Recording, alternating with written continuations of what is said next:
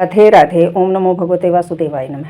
नारद जी कहते हैं, ब्रह्मा जी के वचनों को सत्य करने के लिए भगवान जी ने श्री कृष्ण अवतार में राधा जी के साथ रास उत्सव में नृत्य किया और उनको प्राणों से भी अधिक प्रिय समझा।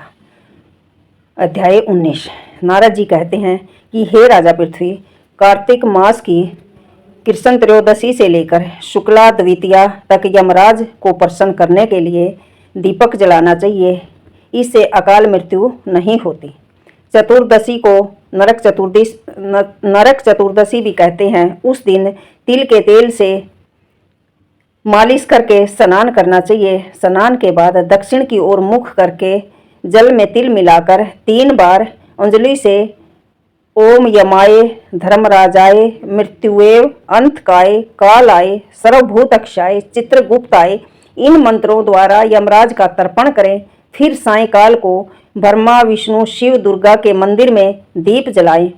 रात को श्री लक्ष्मी जी का पूजन करें। यदि कोई शस्त्र से मारा गया हो तो चतुर्दशी के दिन उसके नाम का भी दीपदान अवश्य करें।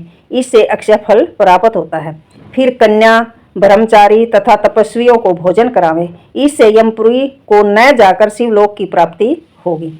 गौशाला में दीप दान करें। फिर लक्ष्मी जी की स्तुति करके उनको भी जगावें। जिस प्रकार पतिव्रता स्त्री अपने पति से पहले जागती है, उसी प्रकार लक्ष्मी जी भी भगवान से 12 दिन पहले जाग जाती है।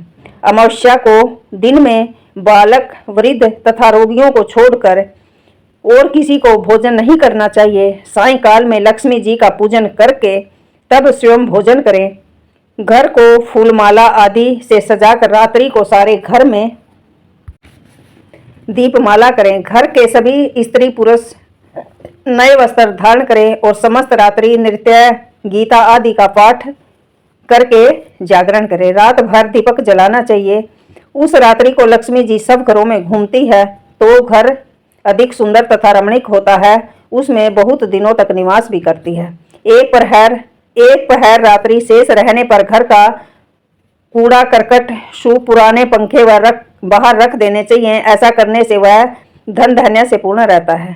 फिर दूसरे दिन गोवर्धन बनाकर भाई बंधुओं सहित पूजन करना चाहिए। ब्राह्मणों को भोजन कराना चाहिए। स्वयं भी नवीन नए वस्त्र धारण करने चाहिए।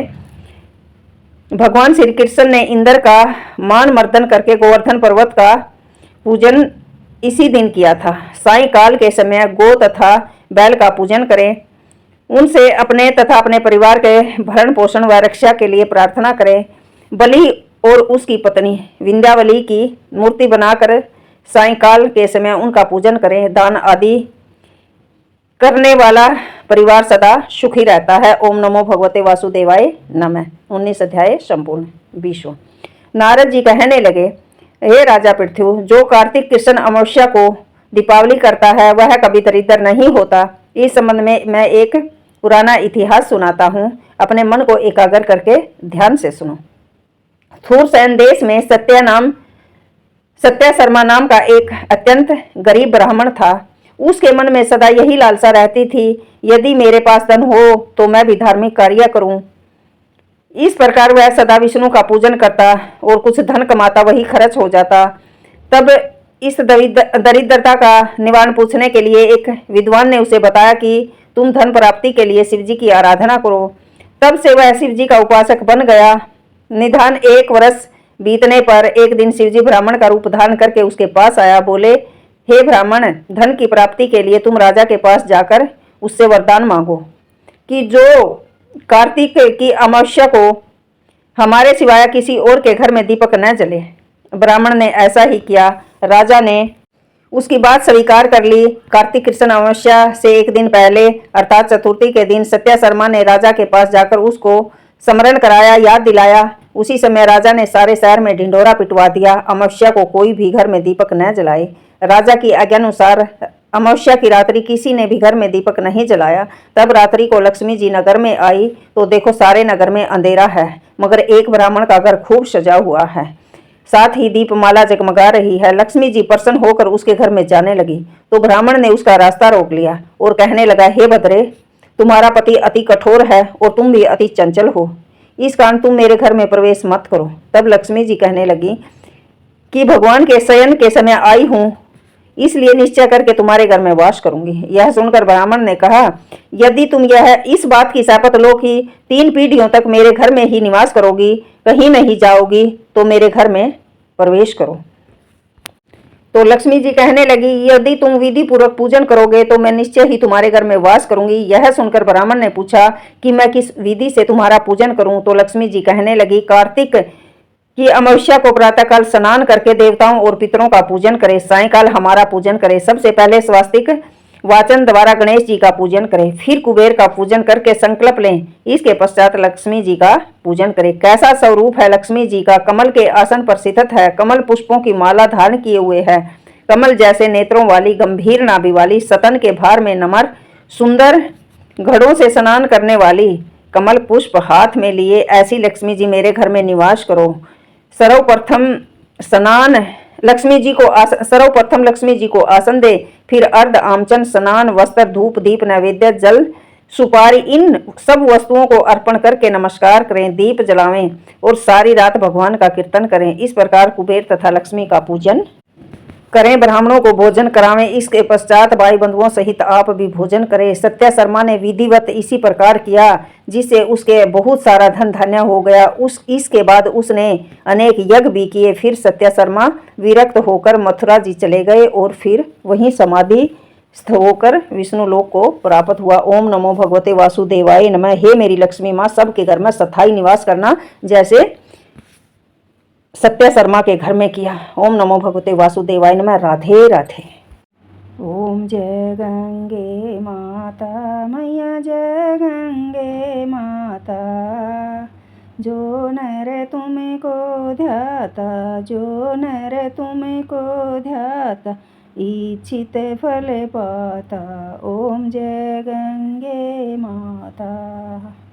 चंद्र सी ज्योत तुम्हारी, निर्मल जल आता, मैया निर्मल जल आता।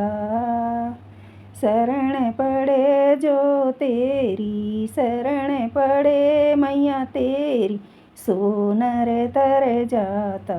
ओम जय गंगे माता। पुत्र सगर के तारे, सब जग के ज्ञाता, मैया सब जग के ज्ञाता। कृपा दृष्टि तुम्हारी, कृपा दृष्टि तुम्हारी, त्रिभुवन सुख दाता। ओम जय गंगा माता, मैया जय गंगा माता। एक बार जो प्राणी शरण तेरी आता, मैया शरण तेरी आता। यम की पीड़ा मिटा कर, यम की पीड़ा मिटा कर, परम गति पाता। मैया जय गंगे माता। आरती मात तुम्हारी, जो नर नित गाता, मैया प्रेम सहित गाता। सेवक वही तुम्हारा, सेवक वही तुम्हारा, मुक्ति को पाता। ओम जय गंगे माता, मैया जय गंगे माता। ओम जय गंगे माता, मैया जय गंगे माता। जय गंगा मैया की। ओम नमः शिवाय। राधे राधे। ओम नमो भगवते वासुदेवाय नमः। मेरे दिल की यही एक दुआ है, भाई सुबह स्नान करते हुए गंगा जमुना का ध्यान जरूर करया करो, काशी का ध्यान जरूर करया करो। दिल तक ढेर सारी शुभकामनाएं। राधे राधे।